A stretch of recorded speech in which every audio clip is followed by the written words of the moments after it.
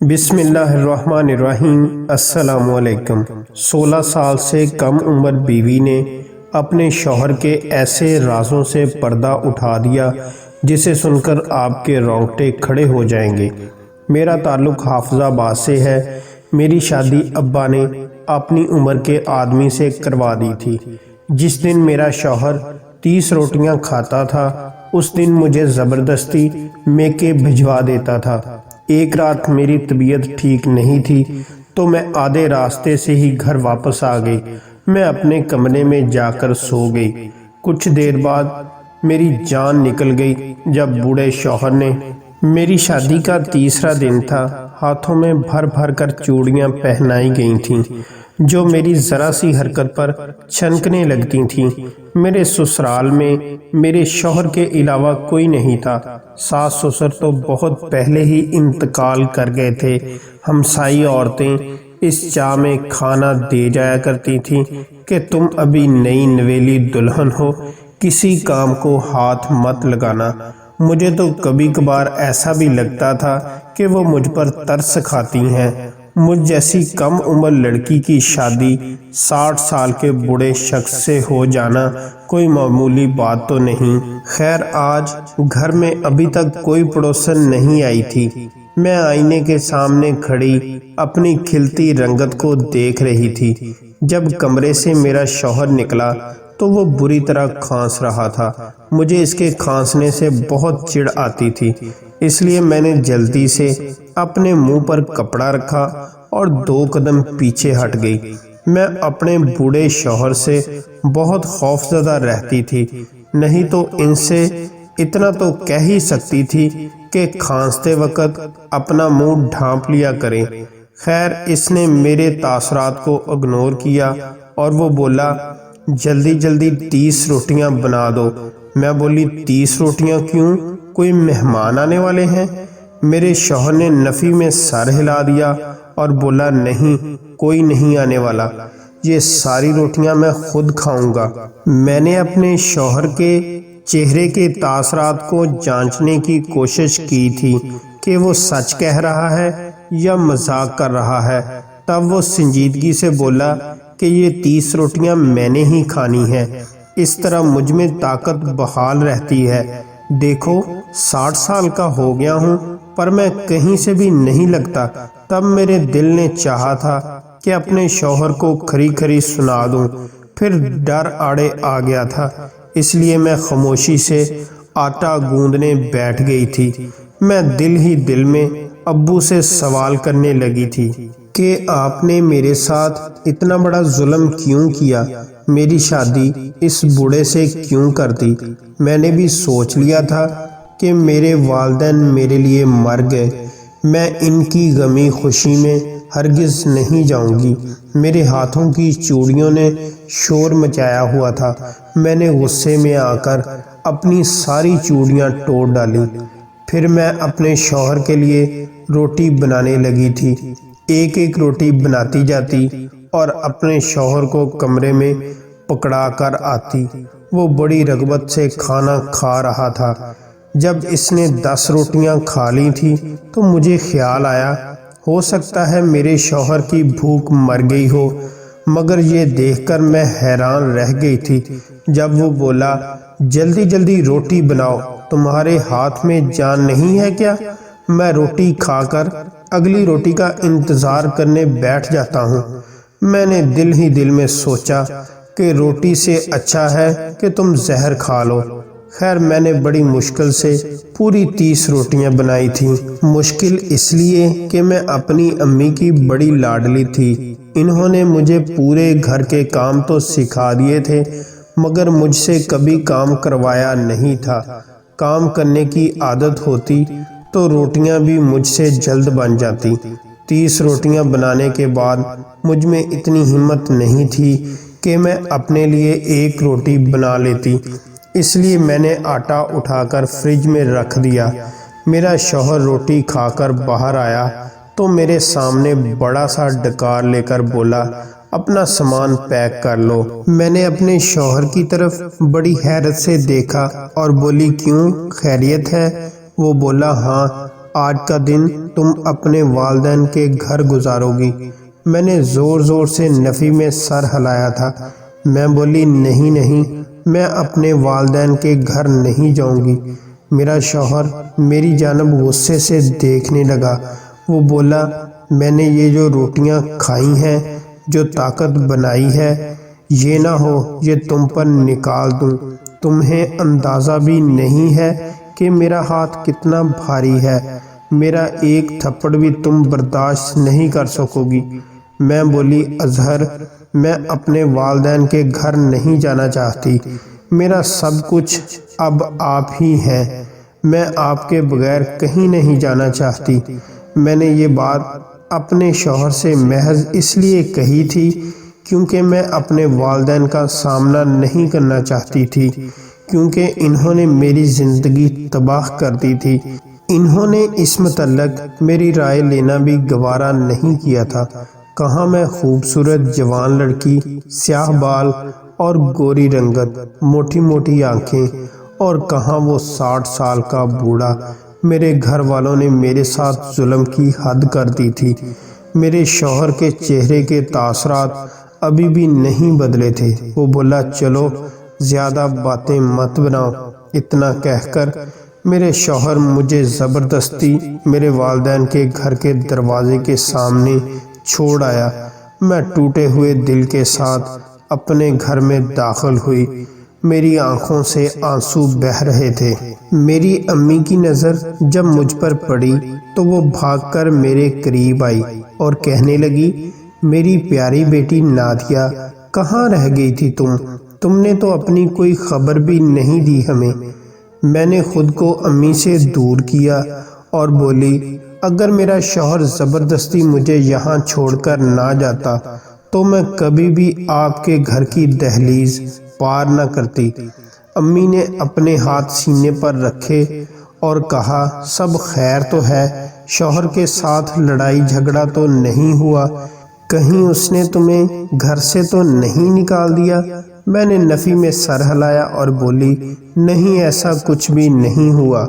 دراصل میرے شوہر نے 30 روٹیاں کھا لی تھیں، اب اسے سمجھ نہیں آ رہی تھی کہ وہ اس طاقت کا کیا کرے، اس لیے مجھے یہاں چھوڑ گیا۔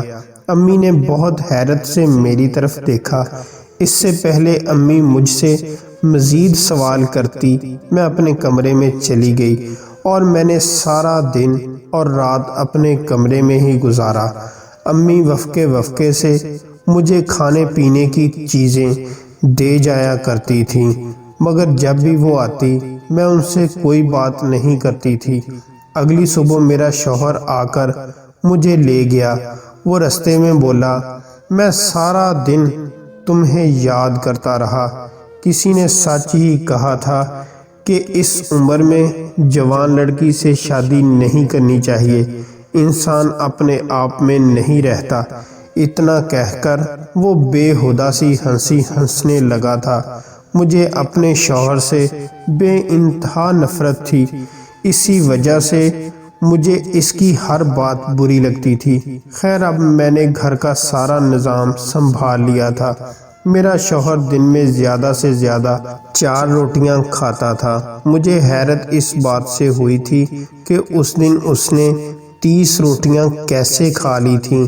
اگر بات میری آنکھوں دیکھی نہ ہوتی تو شاید میں یقین ہی نہ کرتی۔ خیر اب سب کچھ نارمل ہونے لگا تھا اور منگل والے دن پھر میرے شوہر نے مجھے بولا کہ میرے لیے 30 روٹیاں بنا دو۔ سوال جواب کرنے کا کوئی فائدہ نہیں تھا کیونکہ میں نے پہلے بھی اپنے شوہر کو 30 روٹیاں کھاتے دیکھا ہوا تھا۔ میں نے روٹیاں بنانا شروع کر دیں اور باری باری ایک کے بعد ایک روٹی اپنے شوہر کو دیتی رہی۔ میرا شوہر کھاتا رہا اور ڈکار مارتا رہا۔ خیر جب اس نے 30 روٹیاں کھا لیں تو کہنے لگا چلو تمہیں تمہارے والدین کے گھر چھوڑ آؤں۔ میں چپ چاپ اس کے ساتھ چل دی تھی۔ ایسا اب ہر ہفتے ہونے لگا تھا۔ میرا شوہر منگل کے دن 30 روٹیاں کھاتا تھا اور میں اپنے والدین کے گھر چلی جاتی تھی۔ آج منگل تھا۔ جب میرا شوہر مجھے 30 روٹیاں بنانے کو کہا تو میری طبیعت خراب ہونے لگی تھی۔ میرا شوہر مجھے میرے والدین کے گھر چھوڑ آیا۔ میری طبیعت سنبھلنے کی بجائے مزید خراب ہونے لگی تھی۔ میرا دل چاہتا تھا کہ میں یہاں سے بھاگ جاؤں۔ اس لیے امی سے کہا کہ میں اپنے گھر واپس جا رہی ہوں۔ امی نے بھی مجھے روکنا مناسب نہیں سمجھا اور میں اپنے گھر واپس آ گئی۔ میں اپنے کمرے میں جا کر لیٹ گئی۔ میرا شوہر گھر میں موجود نہیں تھا۔ اندھیری رات تھی اور ہر طرف سناٹا ہی سناٹا تھا۔ مجھ میں اتنی بھی ہمت نہیں تھی کہ اٹھ کر کوئی لائٹ ہی جلا لوں۔ میں ابھی کمرے میں ہی لیٹی ہوئی تھی کہ باہر سے مجھے کچھ کھٹ پٹ کی آوازیں سنائی دینے لگی تھی۔ میں ڈر گئی اور چھپ کر کھڑکی سے باہر دیکھنے لگی۔ یہ دیکھ کر میری جان نکل گئی جب میرے بوڑھے شوہر نے، میرا نام نادیہ ہے، میں 16 برس کی جوان اور حسین لڑکی ہوں۔ میرا تعلق سرگودا سے ہے۔ میں بہت ہی موجی سی لڑکی تھی، ہر حال میں خوش رہنے والی، اپنی زندگی کو انجوائے کرنے والی۔ میں اپنے والدین کی اکلوتی اولاد تھی، اس لیے میری امی میرا بہت خیال کرتی تھی۔ میرے ابو بہت ہی عجیب اور خود غرض تھے، جسے اپنی ذات کے علاوہ اور کسی چیز میں دلچسپی نہیں تھی۔ میرے ابو کو اپنی اکلوتی بہن سے بھی کوئی سروکار نہیں تھا، جبکہ وہ اپنے بھائی پر جان چھڑکتی تھی۔ وہ کہا کرتی تھی کہ میرے بھائی میں مجھے میرے مرحوم والد کی جھلک نظر آتی ہے۔ پھپھو کا ہمارے گھر بہت آنا جانا تھا۔ وہ جب بھی کچھ خاص بناتی تو ہمارے لیے کھانے کے لیے ضرور لے کر آتی۔ ہمارے گھر کے حالات بہت اچھے نہیں تھے، اس لیے ہماری طرف سے ان کا برتن ہمیشہ خالی ہی جاتا تھا۔ پھپھو نے اپنے بھائی سے محبت کی خاطر میرا رشتہ اپنے بیٹے سے کر دیا تھا۔ میرا کزن ذیشان بہت اچھا لڑکا تھا۔ ہم دونوں آپس میں بہت پیار کرتے تھے۔ وہ ہر شام مجھے دیکھنے آیا کرتا تھا، کہتا تھا نادیہ جس شام تجھے نہیں دیکھ لوں تو مجھے رات کو نیند نہیں آتی۔ وہ میرے کھانے پینے کا بھی بہت خیال رکھتا تھا۔ وہ اکثر شام کو میرے لیے دہی بڑے لے کر آتا تو کبھی کبھار شاورما۔ امی میرے نصیبوں پر صدقے واری جایا کرتی تھی، کہتی تھی کہ شکر ہے میری نادیہ کو احساس کرنے والا انسان ملا، ورنہ ہم نے تو ساری زندگی شوہر کے جوتے سیدھے کرنے میں ہی گزار دی۔ میں مسکرا دیا کرتی تھی اور کہتی امی یہ سب آپ کی دعاؤں کا نتیجہ ہے، مگر مجھے نہیں پتا تھا کہ جب میری اور ذیشان کی محبت عروج پر پہنچ جائے گی تو ہم دونوں کو جدا کرنے والی آندھی چل پڑے گی۔ ہوا کچھ یوں تھا، ایک دن ابو میرے پاس آئے اور بولے جلدی سے تیار ہو جاؤ، تمہاری شادی ہو رہی ہے۔ ابو کی بات سن کر میں بہت حیران ہوئی تھی اور بولی ابو آج میری شادی کیسے ہو سکتی ہے؟ آج تو ذیشان اس شہر میں ہی نہیں ہے، وہ تو اپنا امتحان دینے لاہور گیا ہوا ہے۔ ابو بولے ارے ہٹاؤ اس کنگلے ذیشان کو، تم سے کس نے کہا کہ میں تمہاری شادی ذیشان کے ساتھ کر رہا ہوں؟ میں نے تمہارے لیے ایک کروڑ پتی انسان کو چنا ہے۔ میں بولی ابو مجھے کسی کروڑ پتی کی ضرورت نہیں، میں ذیشان کے ساتھ خوش ہوں۔ ابو بولے بیٹی میری بات کو سمجھنے کی کوشش کرو، باپ کبھی بھی اپنی اولاد کا برا نہیں سوچتا۔ میں تو پہلے ہی دن سے تمہارا رشتہ اس کنگلے ذیشان کے ساتھ نہیں کرنا چاہتا تھا۔ یہ تو تمہاری پاگل ماں نے اس کے نام کی انگوٹھی مجھ سے صلاح مشورہ کیے بغیر تمہارے ہاتھوں میں پہنا دی تھی۔ خیر میں نے ابو کو صاف صاف کہہ دیا تھا کہ مجھے آپ کا مشورہ بالکل بھی پسند نہیں آیا۔ میں کسی کروڑ پتی کو تو کیا، ارب پتی کو بھی ذیشان پر فوقیت نہیں دوں گی۔ میں اٹھ کر اپنے کمرے میں آ گئی تھی اور ذیشان کے امتحان کی کامیابی کے لیے دعا کرنے لگی تھی، کیونکہ میری خوشیوں کا سارا دار و مدار ذیشان کی کامیابی پر ہی تھا۔ مجھے باہر سے امی اور ابو کے لڑنے جھگڑنے کی آوازیں آنے لگی تھیں۔ میں نے کوئی پرواہ نہیں کی، کیونکہ یہ ان کا روز روز کا معمول تھا۔ مجھے ابو کی بات کی کوئی پرواہ نہیں تھی، اور نہ ہی میں نے اس بات کو دل پر لگایا تھا، کیونکہ میں جانتی تھی کہ میری رضامندی کے بغیر نکاح نہیں ہو سکتا۔ میں نے ٹی وی لگا لیا تھا۔ تھوڑی دیر بعد امی میرے پاس آ گئی تھی۔ ان کی آنکھوں سے آنسو بہہ رہے تھے۔ انہوں نے میرے سامنے ہاتھ جوڑ دیے تھے اور کہنے لگی، نادیہ میری بچی، میں نے آج تک تم سے کچھ نہیں مانگا، آج تم سے ہاتھ جوڑ کر مانگ رہی ہوں، تم اپنے ابو کی بات مان لو۔ میں بولی، امی آپ ہوش میں تو ہیں؟ امی روتے ہوئے کہنے لگیں، نادیہ تم جانتی ہو نا، میرے آگے پیچھے کوئی نہیں ہے، میرا میکا میرے والدین کے ساتھ ہی ختم ہو گیا تھا، اسی وجہ سے تو آج تک میں نے تمہارے باپ کی مارے کھائی ہیں۔ اب اس نے مجھے طلاق کی دھمکی دے دی ہے، میں طلاق لے کر کہاں جاؤں گی؟ میرا بڑھاپا مت خراب کرو۔ میں بولی، امی میں ذیشان کے علاوہ کسی اور شخص کو اپنانے کا سوچ بھی نہیں سکتی۔ اگر آپ کی طلاق ہوتی ہے تو مجھے کوئی پرواہ نہیں۔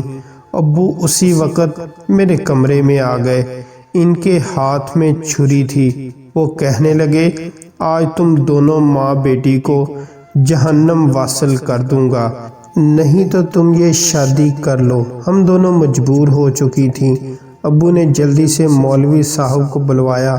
مولوی صاحب کے ساتھ میرے ابو کی دگنی عمر کا آدمی تھا، جس کے ساتھ میرا نکاح پڑھا کر مجھے رخصت کر دیا گیا۔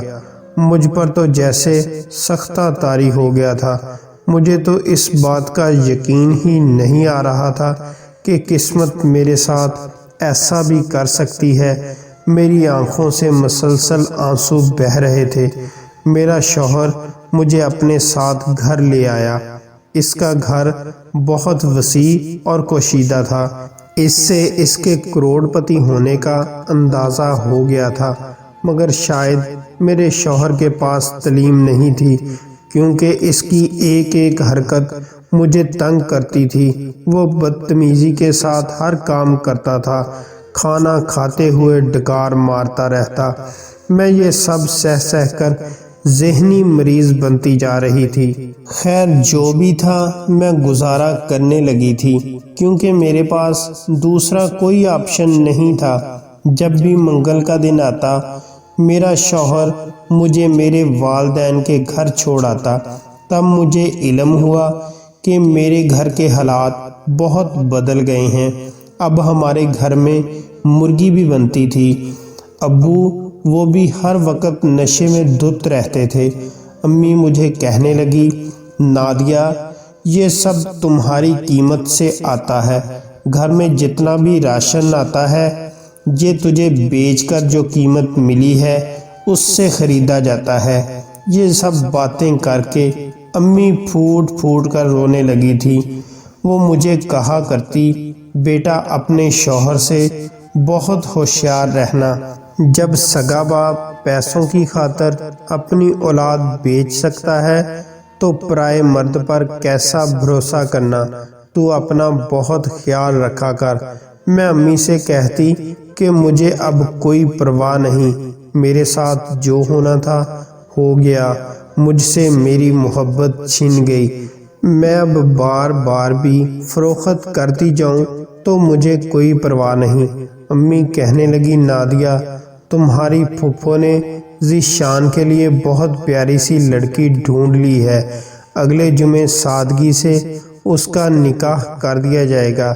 ذیشان تمہارے غم میں ہر وقت ہلکان رہتا ہے، تمہاری پھپھو کو بہت فکر ہے کہ کہیں ذیشان غلط ہاتھوں میں نہ لگ جائے۔ اکثر لڑکے محبت کی ناکامی کے بعد نشے پر لگ جاتے ہیں، اس لیے وہ چاہتی ہیں کہ ذیشان کی جلد سے جلد شادی ہو جائے تاکہ وہ تمہارے غم سے نکل آئے۔ میں سر جھکا کر امی کی باتیں سن رہی تھی۔ آج صبح سے میری طبیعت خراب تھی۔ امی اٹھ کر باہر چلی گئی تھیں جبکہ کمرے میں میرا دم گھٹنے لگا تھا۔ جی چاہتا تھا کہ میں بس بھاگ جاؤں، کسی ایسی جگہ روح پوش ہو جاؤں جہاں نہ مجھے کوئی جانتا ہو اور نہ ہی پوچھنے والا ہو، اور میں وہاں جا کر پھوٹ پھوٹ کر رو سکوں، اپنے دل کا درد ہلکا کر سکوں۔ میں کمرے سے باہر آئی اور بولی، امی میں گھر جانا چاہتی ہوں۔ امی نے بھی روکنا مناسب نہیں سمجھا۔ میں رکشے میں بیٹھ کر اپنے گھر آ گئی تھی۔ میرا شوہر گھر میں موجود نہیں تھا۔ میں اپنے کمرے میں جا کر لیٹ گئی۔ میں روتی جا رہی تھی جب مجھے احساس ہوا کہ میرا شوہر گھر واپس آ گیا ہے۔ مجھے اس کی سرگرمیاں مشکوک سی لگ رہی تھی۔ میرا شوہر ایک کمرے سے کرسیاں اٹھا اٹھا کر صحن میں لگا رہا تھا۔ تھوڑی دیر بعد ہمارے گھر میں چند مرد آ گئے تھے۔ وہ سب مایہ دار لباس میں ملبوس تھے۔ ان کی شخصیت سے پتہ چلتا تھا کہ کوئی وڈیرے سردار ہیں۔ میرا شوہر ان کے سامنے بچھا چلا جا رہا تھا۔ وہ سب افراد کرسیوں پر بیٹھ چکے تھے۔ میرا شوہر ان کے لیے شربت ممنوع لے کر آیا تھا اور اب گلاس بنا بنا کر ان کے سامنے پیش کر رہا تھا۔ پھر اس نے فون کیا کہ مال لے آؤ، خریدار آ گئے ہیں۔ میں پریشان کھڑی تھی، نہ جانے کس مال کی بات کر رہا تھا۔ تقریباً آدھے گھنٹے بعد ہمارے گھر کا دروازہ کھلا تھا۔ یہ دیکھ کر میرے سر پر آسمان ٹوٹ پڑا تھا جب 4 لڑکیاں ہمارے گھر لائی گئی تھیں۔ وہ بہت کم عمر تھیں۔ وہ ڈری سہمی ہوئی تھیں۔ ان کی جانب دیکھ کر وہ امیر زادے اٹھ کر ان لڑکیوں کا اس طرح جائزہ لے رہے تھے جیسے بکرا منڈی میں خریدار جائزہ لیتے ہیں۔ یہ سارا منظر بڑے دکھی دل کے ساتھ میں دیکھ رہی تھی۔ تب اچانک میرے شوہر نے ایک لڑکی کا ہاتھ تھاما اور ایک امیر زادے کے ہاتھ میں تھما دیا۔ لڑکی بہت رو رہی تھی اور ہاتھ جوڑ کر معافی مانگ رہی تھی۔ وہ لڑکی بھی تو بیچاری میری طرح تھی، بے یار و مددگار۔ نہ جانے مجھ میں اتنی ہمت کہاں سے آ گئی تھی۔ میں اپنے کمرے سے باہر نکل آئی۔ میری طرف دیکھ کر میرا شوہر بہت گھبرا گیا تھا۔ وہ جلدی سے میری جانب بھاگا۔ وہ میرا ہاتھ پکڑ کر مجھے کمرے کی طرف دھکیلنے لگا۔ وہ بولا، تمہارا یہاں کوئی کام نہیں، تم کمرے میں جاؤ۔ میں آگے بڑھی اور بولی، نہیں، میں آج نہیں جاؤں گی۔ میں یہ ناانصافی نہیں دیکھ سکتی۔ یہ لڑکیاں مجھے دے دو۔ اس امیر زادے نے اس لڑکی کا ہاتھ چھوڑ کر میرا ہاتھ پکڑ لیا۔ وہ میرے شوہر کو بولا، تم اچھے آدمی ہو، یہ ہیرا کہاں چھپا کر رکھا تھا اپنے پاس؟ ہمارے لیے یہ سوکھی سڑی لڑکیاں ہی رہ گئی تھیں۔ یہ مجھے دے دو، اس کے لیے میں تمہیں 10 لاکھ دینے کو تیار ہوں۔ میرے بوڑھے شوہر نے نفی میں سر ہلا دیا۔ وہ بولا، نہیں نہیں، یہ تو میری بیوی ہے، میں اسے آگے نہیں بیچ سکتا۔ وہ امیر زادہ چڑ گیا تھا۔ وہ بولا، پھر ہمیں یہ لڑکیاں بھی تم سے نہیں لینی۔ وہ لڑکیاں چھوڑ کر چلے گئے۔ ان کے جانے کے بعد میرے شوہر نے نہ جانے کس کو فون کیا۔ وہ آ کر ان لڑکیوں کو اپنے ساتھ لے گیا۔ ان کے جانے کے بعد میرے شوہر نے مجھے بہت مارا اور کہنے لگا، تمہیں کس نے کہا تھا کہ ان لڑکوں کے سامنے آ جاؤ؟ وہ بہت ضدی ہیں، انہوں نے تمہیں دیکھ لیا ہے، اب وہ تمہیں حاصل کر کے ہی رہیں گے۔ میں مار کھا کھا کر آدمو ہو گئی تھی، اس لیے میں غصے سے بولی کہ جب تمہارا کام ہی خرید و فروخت کرنا ہے تو مجھے کیوں نہیں بیچ دیتے؟ میرا شوہر مسکرا کر بولا، اتنے گھاٹے کا سودا تو میں نہیں کروں گا، 10 لاکھ میں تو میں نے تمہیں تمہارے باپ سے خریدا ہے، کیا آگے بھی 10 لاکھ میں ہی دے دوں؟ میں چپ چاپ کھڑی اس گھٹیا انسان کی باتیں سن رہی تھی۔ کیا کروں نادیہ، مجھے تم سے محبت ہو گئی ہے، تمہیں معلوم نہیں شاید، جو ہر منگل میں تم سے 30 روٹیاں بنوایا کرتا تھا، یہ فقط اس لیے کہ تمہیں تمہارے والدین کے گھر بھیجنے کا کوئی جواز ہو، نہیں تو کیا ایک مرد 30 روٹیاں کھا سکتا ہے؟ یہ ناممکن سی بات ہے۔ تم جو روٹی مجھے پکڑا کر جاتی تھی میں چارپائی کے نیچے چھپا دیتا تھا اور پھر بعد میں وہ روٹیاں پرندوں کو ڈال دیا کرتا تھا۔ میں تمہیں تمہارے والدین کے گھر اس لیے بھیج دیتا تھا کہ تم پر کسی کی نظر نہ پڑ جائے۔ تم نے دیکھا، تم پر نظر پڑتے ہی تمہارے گاہک بھی آ گئے۔ میں تمہیں فروخت نہیں کرنا چاہتا تھا، مگر میں اچھی رقم بھی نہیں ٹھکرا سکتا۔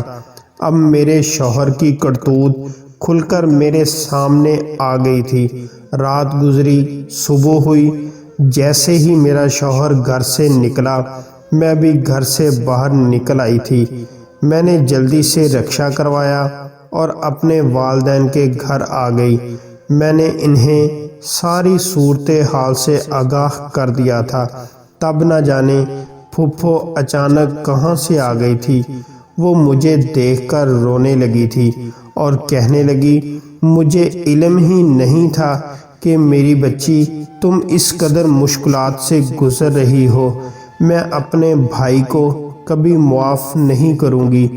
پھپھو کہہ رہی تھی، تم فکر مت کرو، تم ذی شان کے ساتھ جا کر اپنے شوہر کے خلاف مقدمہ درج کروا دو، آگے جو ہوگا دیکھا جائے گا۔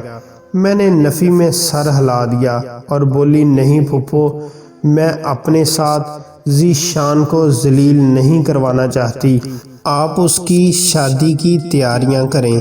پھپھو کہنے لگی، نہیں بیٹا، وہ تو شادی ہی نہیں کرنا چاہتا، جب سے تم اس کی زندگی سے گئی ہو اس نے تو دل کا روگ لگا لیا ہے۔ پھپھو نے جلدی جا کر گھر سے ذی شان کو بھیج دیا۔ اس کے بہت مجبور کرنے پر میں نے تھانے جا کر اپنے شوہر کے خلاف مقدمہ درج کروا دیا۔ شکر یہ تھا کہ جب پولیس نے میرے شوہر کے گھر پر چھاپا مارا تو وہاں خرید و فروخت کا بازار گرم تھا۔ سب کو تھانے لے جایا گیا، لڑکیوں کو بازیاب کروا لیا گیا تھا، جبکہ مجرموں کو سزا دے دی گئی تھی۔ میں نے اپنے شوہر سے کھلا لے لی تھی۔ ذی شان مجھ سے شادی کرنا چاہتا تھا، میں نے یہ کہہ کر انکار کر دیا تھا کہ میں اب تمہارے قابل نہیں رہی۔ میری بات کا پھپھو کو بہت برا لگا تھا، کہنے لگی، ایسا کیسے ہو سکتا ہے؟ خبردار جو تم نے اپنے منہ سے کبھی ایسی بات نکالی۔ خیر وقت گزرا، میری عدت پوری ہو گئی اور میری شادی ذی شان سے کر دی گئی۔ یہ دن میری زندگی کا سب سے خوشگوار دن تھا۔ غموں کے بادل چھٹ گئے، خوشیوں کا سورج طلوع ہو چکا تھا۔ میں نے ایک خوبصورت زندگی کا آغاز کر دیا تھا۔ یہ سب اللہ پاک کی مہربانی سے ہوا تھا، ورنہ میں تو بہت گہرے گڑھے میں گر گئی تھی۔ مجھے اب سمجھ میں آیا تھا کہ زندگی میں کبھی مایوس نہیں ہونا چاہیے۔ اللہ تعالیٰ اپنے بندے کے ساتھ جو بھی کرتا ہے اس میں بہتری ہوتی ہے۔ اللہ کی رحمت سے کبھی مایوس نہیں ہونا چاہیے۔